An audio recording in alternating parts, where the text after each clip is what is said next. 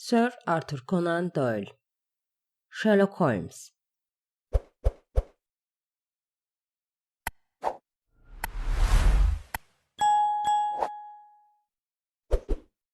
Kızıl Soruşturma 2. Kısım 7. Bölüm Sonuç. Perşembe günü hakimlerin karşısına çıkmamız konusunda hepimiz uyarılmıştık ama Perşembe günü geldiğinde şahitliğimizi gerektirecek bir durum kalmamıştı. Daha yüce bir hakim söz konusu meseleyle bizzat ilgilenmiş ve Jefferson Hope kendisine ilahi adaletin uygulanacağı mahkemenin önüne çıkarılmıştı. Yakalandığı günün gecesi anevrizması baş göstermiş ve sabaha karşı hücresinde yere serili bir halde yatarken bulunmuş. Yüzünde mutlu bir ifade varmış, sanki hayatının son anlarında dolu dolu geçen geçmişini hatırlamış ve gözü arkada kalmamıştı. Gregson ve Lestrade ölüm haberini alınca öfkeden deliye dönecekler dedi Holmes ertesi akşam olay hakkında konuşurken.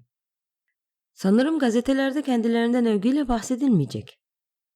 Jefferson Hope'un yakalanmasıyla pek alakaları olduğunu sanmıyorum diye cevap verdim. Bu dünyada yaptıklarınızın hiçbir önemi yoktur diye karşılık verdi arkadaşım sert bir şekilde. Önemli olan insanları yaptıklarına nasıl inandırabileceğindir. Neyse deyip biraz duraksadıktan sonra neşeli bir şekilde sözlerine devam etti. Bu soruşturmayı kaçırmamakla iyi ettim. Bugüne kadar böyle bir davayla hiç karşılaşmamıştım. Basit olduğu kadar çok eğitici birkaç yönü olan bir davaydı. Basit mi diye haykırdım. Aslında başka türlü de nitelendirilebilir dedi Sherlock Holmes şaşırmama gülerek. Soruşturmanın son derece basit olmasının en iyi kanıtı başka hiçbir yardıma başvurmadan yalnızca birkaç basit tümdengelimden yola çıkarak 3 gün içinde suçluyu yakalamış olmamdır. Bu doğru dedim. Sıradan olmayan bir şeyin bir engel olmaktan öte bir yol gösterici olduğunu size çoktan söylemiştim. Bu tür bir sorunu çözerken en önemli şey olayların ardında yatanlar hakkında mantık yürütebilmektir. Bu çok faydalı ve kolay bir yoldur ama insanlar bu yola pek başvurmazlar. Hayatın gündelik olaylarında ise ilerisi hakkında mantık yürütmek daha faydalı olduğundan diğer yol unutulur. Sentez yoluyla mantık yürüten 50 kişi varsa çözümlemelere vararak mantık yürüten bir kişi vardır. İtiraf etmeliyim ki dedim.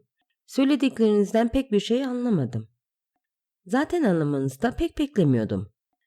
Bakalım daha açık nasıl anlatabilirim?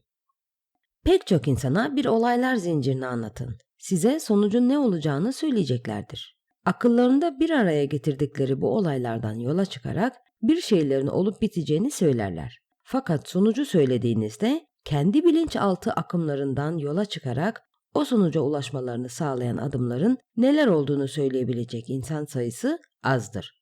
Olayların ardında yatanlar hakkında mantık yürütmekten ya da çözümlemelere gitmekten kastettiğim güç budur. Anlıyorum dedim. Bu dava yalnızca sonucunu bildiğimiz fakat geri kalan her şeyi kendi başımıza bulmamızı gerektiren bir davaydı. Mantık yürütürken yola çıktığım noktaları size anlatayım. Her şeye en başından başlayacağım.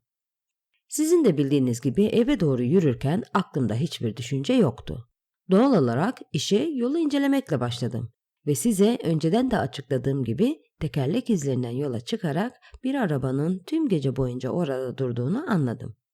Tekerleklerin bıraktığı dar izler yüzünden arabanın özel bir araba değil de bir yolcu arabası olduğu fikrine vardım. Londra'daki arabalar genellikle hususi arabalardan daha dar oluyor. Bu aklımda belirlen ilk düşünceydi. Ardından bahçenin çamurlu, topraklı patikasından yavaşça yürüdüm ki bu patika bir takım düşünceler edinmem için birebirdi. Hiç şüphem yok ki yol sizin gözünüze ayaklar altında çiğnenmiş sulu çamur gibi gözükmüştü ama alışkın gözlerim sayesinde yerde gördüğüm her izin bir anlamı olduğunu biliyordum. Dedektiflik biliminin ayak izlerini takip etme diye çok önemli fakat bir o kadar da ihmal edilmiş bir dalı vardır. Bunun üzerinde her zaman için çok durmuşumdur ve bu pratik yapa yapa bende bir içgüdüye dönüşmüştür. Polis memurlarının ayak izlerini gördüm fakat bahçeden ilk geçen adamların ayak izlerini de fark ettim. Orada diğerlerinden önce bulunmuş olduklarını söylemek kolaydı. Çünkü onların ayak izleri sonradan gelenlerin ayak izlerinin altında kalmıştı. Böylece edindiğim ikinci düşünceden yola çıkarak gece gelen ziyaretçilerin 2 kişi olduğu, birinin uzun boylu, bunu adımlarının uzunluğunu ölçerek saptamıştım, ve diğerinin de çizmelerinin bıraktığı küçük ve zarif izlerden yola çıkarak iyi giyimli olduğu sonucuna vardım. Eve girince bu düşüncem doğrulandı. İyi çizmeli adam karşımda yerde yatıyordu. Öyleyse cinayeti uzun boylu adam işlemişti. Tabii ortada bir cinayet varsa. Ölü adamın vücudunda herhangi bir yara izi yoktu. Ama yüzündeki ızdırap dolu ifade kendisini bekleyen sonun ne olduğunu önceden gördüğüne işaret ediyordu. Kalp rahatsızlığından ya da herhangi bir doğal sebepten ölen insanların yüzünde asla böylesine ızdırap dolu bir ifade göremezsiniz. Ölü adamın dudaklarını kokladıktan sonra biraz acı bir koku duydum ve zehrin adama zorla içirildiği sonucuna vardım. Zehrin zorla içirildiğine göstereceğim bir diğer kanıt da yüzündeki nefret ve korku dolu ifadeydi. Bu sonuca eleme yöntemini kullanarak varmıştım. Çünkü başka hiçbir hipotez gerçeklere bir açıklama getirmeyecekti. Bunun hiç duyulmadık bir düşünce olduğunu söylemeyin.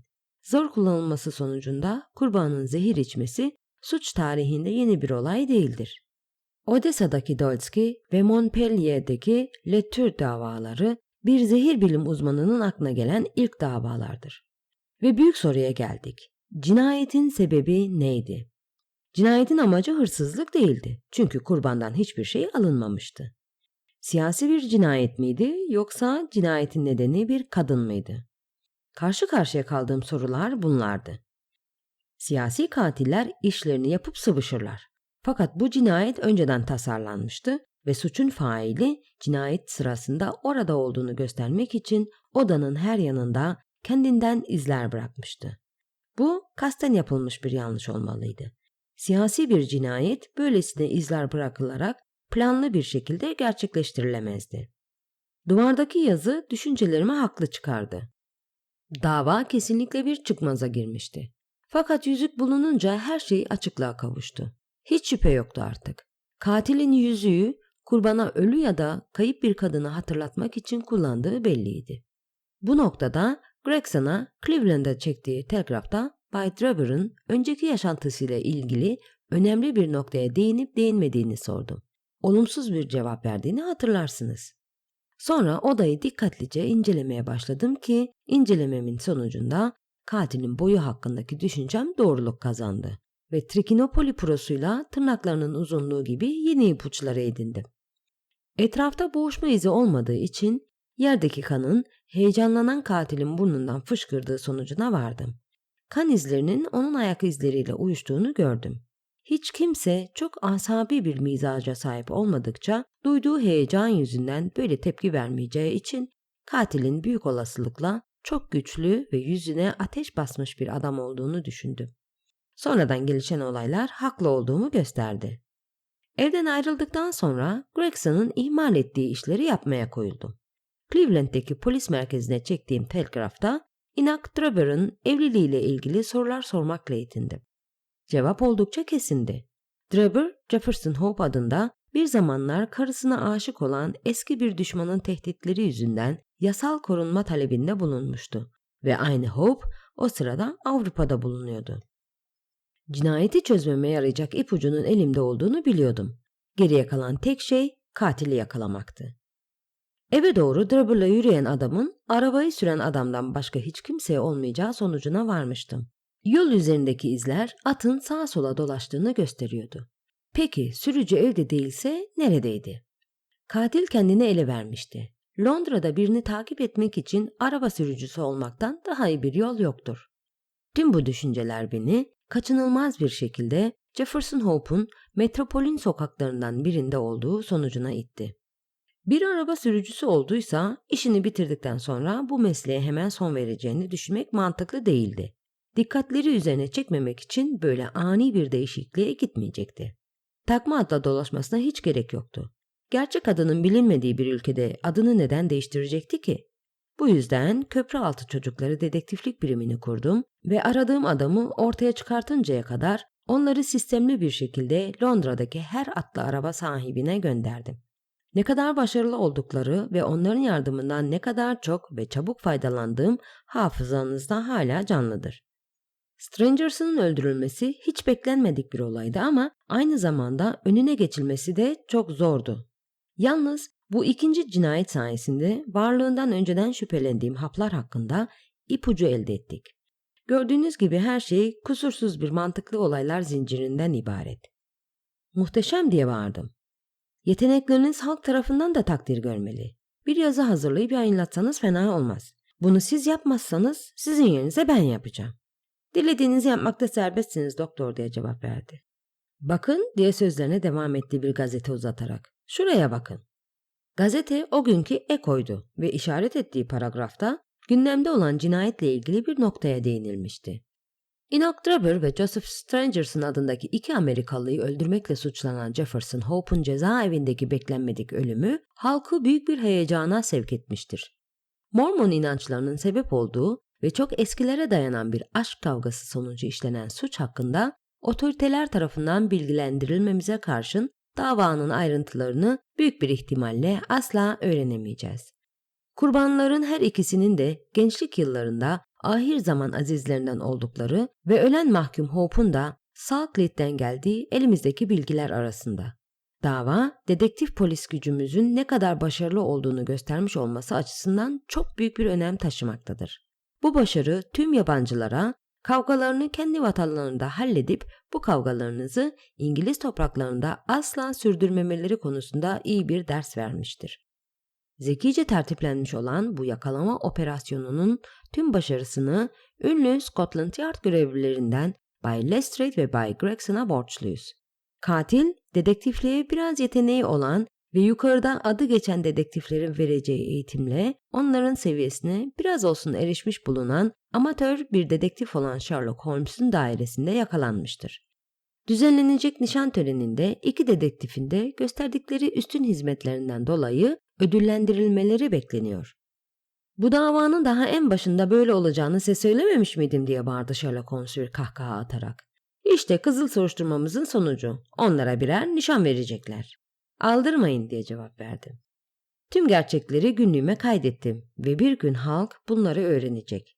Bu sırada başarınızın bilincinde olarak kendinizi memnun hissetmelisiniz. Tıpkı bir zamanlar bir Romalı cimrinin dediği gibi. Halk beni istediği kadar ıslıklasın, vız gelir bana. Ben evimdeki çekmecemde bulunan değerli şeyleri seyrederek kendimi alkışlıyorum.